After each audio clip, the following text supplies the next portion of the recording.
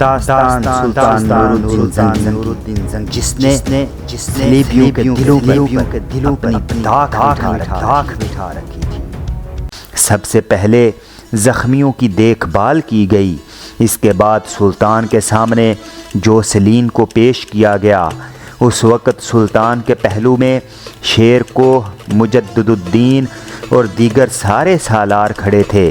سلطان نورالدین زنگی تھوڑی دیر تک سر سے پاؤں تک جوسلین کا جائزہ لیتا رہا، پھر کسی قدر تیش بری آواز میں اسے مخاطب کر کے کہنے لگا، تو ہے جوسلین نام کا وہ شیطان جو مسلمانوں کے خون کی حدت میں المناکیاں اور رگوں میں اندھی اداسیاں اتارتے ہوئے فخر محسوس کرتا تھا۔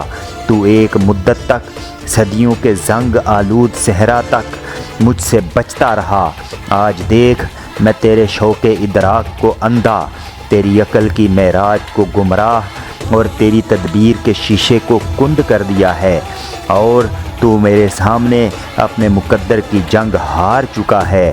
ذرا اپنی حالت کا جائزہ لے اور خود اندازہ لگا کہ کیا ہم نے تیری ذات کے حصار میں شکست و ریخت کے لمحے، تیرے دل کے آبگینے میں شکست خوردہ اوہام کے زنگار کو نہیں بھر دیے؟ تو بڑی عقل اور تعصب رکھنے والا شخص تھا، آج تو گردن جھکائے کیوں کھڑا ہے؟ تیری آنکھوں کی پتلیوں میں خوف، تیرے چہرے سے مرگ کی سیاہی اور جسم پر لرزش کیوں ہے؟ جوسلین، تو کالے سائیوں کا راج بن کر صلیبیوں کے لیے ایک عہد ساز شخص بننے کا تہیہ کیے ہوئے تھا۔ تو کالی خاموشیوں میں مسلمانوں کے لیے تیش کے انگارے، وحشت کی پتجھڑ پھیلائے فخر محسوس کرتا تھا، اب تو خشک پتوں کی لاشوں کی طرح چپ کیوں ہے؟ سلطان نورالدین زنگی کی اس گفتگو کا جب جوسلین نے کوئی جواب نہ دیا، تب سلطان تھوڑی دیر خاموش رہا، پھر قدرے دھیمے لہجے میں کہنے لگا، اگر میں تیرے ماضی کے اعمال کو سامنے رکھوں، مسلمانوں کے خلاف تو نے جو کاروائیاں کی، ان کا حساب لوں، تو اس قابل ہے کہ میں ابھی اٹھ کر اپنی تلوار سے تیرا سر قلم کر دوں، لیکن میں ایسا نہیں کروں گا۔ تجھے صلیبیوں کے لیے عبرت اور درس آمیزی بناؤں گا، ساتھ ہی تجھے یہ بھی احساس دلاؤں گا کہ اوروں کو اذیت میں ڈالنے والوں کا اپنا کیا حشر ہوتا ہے۔ سلطان نورالدین زنگی نے جوان مردی کا ثبوت دیتے ہوئے جوسلین کے خون سے ہاتھ نہیں رنگے، تاہم مسلمانوں کے مفاد کی خاطر وہ جوسلین کو آزاد بھی نہیں کر سکتا تھا، کھلا بھی نہیں چھوڑ سکتا تھا۔ چنانچہ اس نے حکم دیا، اس کو حلب کے زندان کی طرف بھجوا دیا جائے، اور جہاں اسے رکھا جائے وہاں زندان کے اس حصے کی کڑی نگرانی کی جائے۔ اس شکست کے بعد جوسلین 9 برس تک حلب کے قید خانے میں زندہ رہا۔ اس دوران وہ اوروں کے لیے عبرت خیزی کا سامان بن گیا، اس لیے کہ وہ زندان میں اپنی بصارت سے ہاتھ دھو بیٹھا اور انتہائی قسم پرسی کے عالم میں اسی زندان کے اندر ایڑیاں رگڑ رگڑ کر مر گیا۔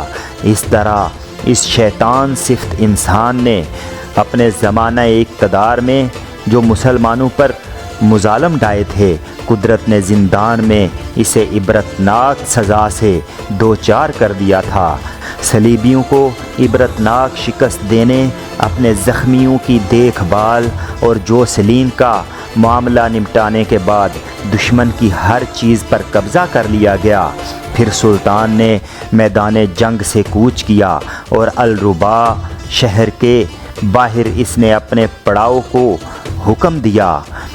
شاید سلطان چند دن وہاں ہی قیام کر کے اپنے لشکر کو آرام فراہم کرنے کے ساتھ ساتھ یہ بھی اندازہ لگانا چاہتا تھا کہ صلیبی اب مسلمانوں کے خلاف یہاں کس طرح جمع ہونا شروع ہوتے ہیں۔ کارلوس، ازبل، مرسینا، جمارہ اور مشال سب نشستگاہ میں بیٹھے باہم گفتگو کر رہے تھے کہ نشستگاہ میں سمرون داخل ہوا۔ وہ بے حد خوش تھا، مسکراتے ہوئے آ رہا تھا۔ سب اس کی طرف ایک جستجو کے انداز میں دیکھنے لگے۔ جب وہ اپنے بھائی کارلوس کے قریب آ کر بیٹھ گیا تب کچھ دیر کے لیے کمرے میں خاموشی رہی۔ سب اس کی طرف دیکھ رہے تھے۔ جب اس کے لبوں پر ابھی بڑی خوشکن مسکراہٹ تھی، پھر کارلوس نے اسے مخاطب کرنے میں پہل کی۔ بھائی، جس وقت تم کمرے میں داخل ہوئے تو اس وقت بھی اور اب بھی میں دیکھتا ہوں تمہارے چہرے پر معمول کے خلاف انتہا درجہ کی ایک خوشگوار مسکراہٹ ہے۔ کیا کوئی خاص بات ہے؟ سمرون مسکرایا اور کہنے لگا، ہاں واقعی خاص بات ہے۔ اگر ہے تو ہمیں بھی بتاؤ تاکہ ہم بھی آپ کی طرح مسکرائیں۔ کارلوس نے ہلکا سا کہکہا لگا کر کہہ دیا۔ اس پر سمرون نے سب پر ایک گہری نگاہ ڈالی۔ پھر وہ کہہ رہا تھا، اچھی خبر یہ ہے کہ آج رات کے پچھلے پہر سلطان نور الدین زنگی نے اپنے شہر الربا کے باہر پڑاؤ کیا ہے۔ لشکر میں مجدد الدین، شمس الدین اور ختلخ شامل ہیں۔ میں مغرب کی نماز ادا کرنے کے بعد جب مسجد میں گیا تو وہاں جو مجھے زندگی کا سب سے بڑا خوشگوار واقعہ پیش آیا وہ یہ کہ وہاں مسجد میں میری ملاقات مجدد الدین، شمس الدین اور ختلخ تینوں سے ہو گئی۔ نماز ہم تینوں نے اکٹھے ادا کی۔ پھر مسجد سے باہر نکل کر ہم کچھ دیر گفتگو کرتے رہے۔ وہ مجھے گزشتہ جنگ کے حالات کی تفصیل سناتے ہوئے کہہ رہا تھا۔ اس جنگ کی ابتدا میں مجدد الدین نے انفرادی مقابلے پر آنے والے 2 صلیبیوں کو لمحوں کے اندر موت کے گھاٹ اتار دیا تھا۔ اس کے بعد سمرون جوسلین کے ساتھ ہونے والی پوری جنگ کی تفصیل سنا رہا تھا۔ جب وہ سنا چکا تو کارلوس نے شکوہ بری آواز میں اسے مخاطب کیا، بھائی تم نے مسجد میں ان کے ساتھ نماز بھی ادا کی، باہر نکل کر ان سے گفتگو بھی کرتے رہے، انہیں اپنے ساتھ ہی کیوں لے کر نہ آئے؟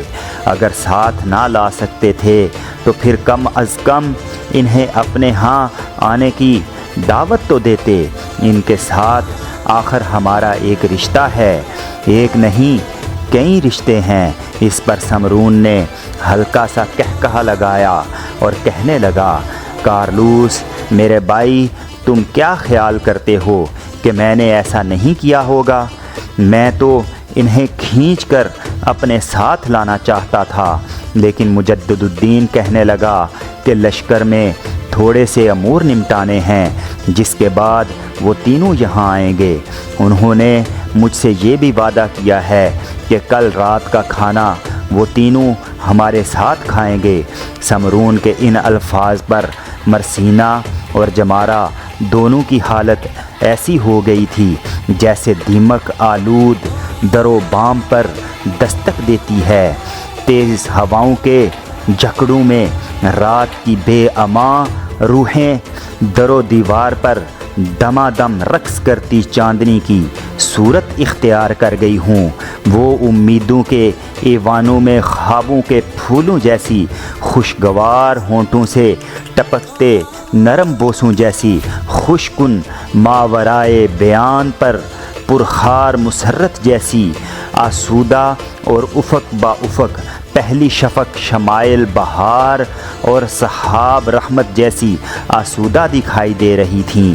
کچھ دیر خاموش رہنے کے بعد سمرون نے پھر اپنے بھائی کارلوس کی طرف دیکھتے ہوئے کہا، بھائی میں نے تم لوگوں کو اپنی خوشی کی وجہ تو بتا دی کہ مجدد الدین اور ختلخ اور شمس الدین کی آمد ہی میری خوشی کا باعث ہے۔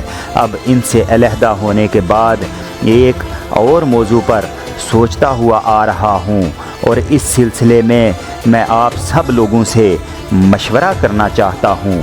اس وقت تینوں بیٹیاں بھی یہاں بیٹھی ہوئی ہیں، ازبل بھی ہے، اس لیے میں چاہتا ہوں کہ جس فیصلے پر میں غور و خوض کرتا آ رہا ہوں اس پر سب مل کر کوئی متفقہ فیصلہ کرتے ہیں۔ سمرون جب رکا تو کسی قدر پریشانی کا اظہار کرتے ہوئے ازبل بول پڑی، کیا کوئی نئی آفت اٹھنے والی ہے جو ہم سب نے مل کر فیصلہ کرنا ہے؟ اگر کوئی بری خبر آنے والی ہے تو میرے خیال میں وہ رہنے دیں، ابھی نہ سنائیں۔ سمرون نے اپنی جگہ پر پہلو بدلا، پھر کہنے لگا، نہیں، یہ کوئی بری خبر نہیں، میرے نقطۂ نظر سے ایک اچھا ہی فیصلہ ہوگا، بشرطیہ کہ ہم سب اس پر متفق ہو جائیں۔ سمرون تھوڑی دیر خاموش رہا، اس کے بعد وہ دوبارہ سلسلہ کلام جاری رکھتے ہوئے کہہ رہا تھا، دراصل مجدد الدین شمس الدین اور خطلق سے ملنے کے بعد گھر کی طرف لوٹتے ہوئے میرے ذہن میں ایک خیال آیا تھا کہ عنقریب مرسینہ کی امیر مجدد الدین سے جمارہ کی شمس الدین سے شادی ہوگی تو یہ دونوں بیٹیاں تو چلی جائیں گی، ہمارے پاس صرف یہ معصوم مشال رہ جائے گی، گھر میں بے رونقی ہو جائے گی۔ میں نے راستے میں سوچا کہ کیوں نہ ان دونوں بیٹیوں کی شادی سے پہلے ہم لوگ الربا سے حلب منتقل ہو جائیں۔ میں یہاں اناج کی خرید و فروخت کا کام کرتا ہوں اور یہ کام میں حلب میں بھی کر سکتا ہوں۔ کارلوس میرے بھائی، یہاں میں نے اب تک تمہیں کوئی کام نہیں کرنے دیا، اس لیے کہ زخمی ہونے کے باعث تمہاری صحت ٹھیک نہ تھی۔ وہاں دونوں بھائی مل کر کام کریں گے اور اس طرح ہماری آمدنی میں اضافہ بھی ہو جائے گا۔ اس طرح ہم یہاں کی طرح سب اکٹھے رہ سکیں گے۔ چھوٹی ابھی معصوم ہے، ان دو بڑی بیٹیوں کی رخصتی کے بعد یہی ہمارے پاس رہ جائے گی اور مناسب وقت پر حلب شہر میں اس کے لیے کوئی مناسب رشتہ تلاش کر کے اسے بھی ودا کر دیں گے۔ میرے خیال میں یہ کوئی برا مشورہ نہیں۔ الربا میں ہماری کوئی اتنی بڑی جائیداد نہیں جسے چھوڑتے ہوئے ہمیں غم اور دکھ ہوگا۔ ایک مکان یہ ہے جس میں ہم رہ رہے ہیں اور یہ میرا خریدا ہوا ہے۔ میرے پاس اس قدر نقدی ہے کہ اس مکان کو فروخت کرنے سے پہلے وہاں اپنی رہائش کے لیے ایک مکان خرید سکوں۔ میں چاہتا ہوں کہ مرسینہ اور جمارہ کی شادی ہم حلب میں رہتے ہوئے کریں۔ اب آپ بولیں، آپ کا اس سلسلے میں کیا خیال ہے؟ سمرون جب خاموش ہوا تو کارلوس اپنے جذبات کا اظہار کرتے ہوئے کہہ رہا تھا، میرے بھائی، مجھے تو اس سلسلے میں کوئی اعتراض نہیں، بلکہ میں تو خوش ہوں گا کہ مجھے اپنی بیٹیوں کے قریب رہنے کا موقع مل جائے گا، لیکن فیصلہ ہم دونوں تو مل کر نہیں کر سکتے۔ اس سلسلے میں سب سے زیادہ ہماری بہن ازبل کی اہمیت ہے۔ اس کے بعد تینوں بچیوں سے بھی پوچھا جائے گا کہ انہیں یہاں سے حلب منتقل ہوتے ہوئے کوئی اعتراض تو نہیں۔ کارلوس کے خاموش ہوتے ہی ازبل بول پڑی، جہاں تک میرا تعلق ہے مجھے تو کوئی اعتراض نہیں، بلکہ میں تو بے حد خوش ہوں کہ یہاں سے نکل کر حلب جائیں، اس لیے کہ اس شہر میں ہمہ وقت صلیبیوں کے حملے کا خطرہ رہتا ہے۔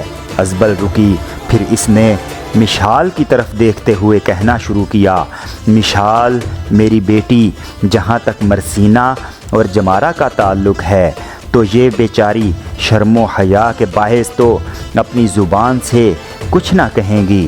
تم ذرا رازداری میں ان سے مشورہ کر کے بتاؤ کہ ان کا کیا ارادہ ہے۔ ازبل کے ان الفاظ پر کارلوس اور سمرون دونوں مطمئن دکھائی دے رہے تھے۔